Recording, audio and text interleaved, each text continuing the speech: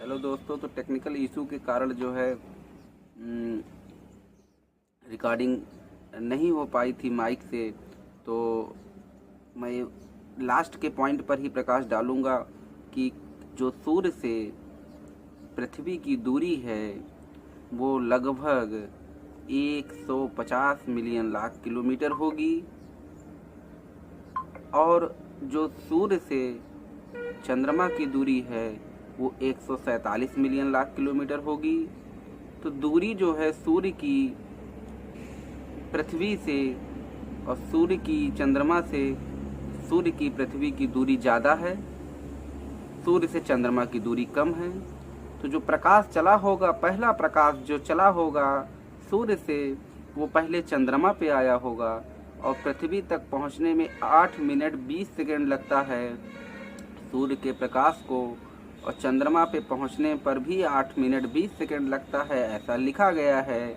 लेकिन मुझे जो लगता है कि दूरी कम होगी तो प्रकाश का समय कुछ ना कुछ कम लगा होगा, उसमें 5 से 6 सेकंड का गैप पाया जाएगा, और 1.3 सेकंड चंद्रमा पर प्रकाश पड़ा कि 1.3 सेकंड में वो प्रकाश धरती पे आ जाएगा।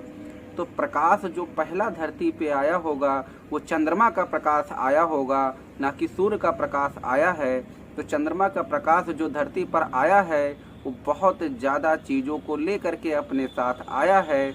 उसके अंदर जो है आयरन जो पाया जाता है, उसके अंदर जो यूरेनियम पाया जाता है, उसके कारण जो है फोटोन की रिएक्शन जब हुई होगी तो बहुत सारा मात्रा में ऑक्सीजन ब्रह्मांड में फ्री हुआ होगा, जो गैलेक्सी के निर्माण में तो सहायक है ही, और पहला प्रकाश धरती पर आया होगा। यानी मानव सभ्यता में जो पहला प्रकाश धरती पर पाया गया वो प्रकाश चंद्रमा का है, ना कि सूरज का पहला प्रकाश की बात हो रही है। तो पहला प्रकाश धरती पर चंद्रमा के द्वारा पाया गया। इसका कारण है कि दूरी कम होने के कारण, ऐसा वैज्ञानिक विश्लेषण जो है कहते हैं कि ये दूरियां जो निकाली गई हैं तो उसी के आधार पर ये गणना की जा रही है।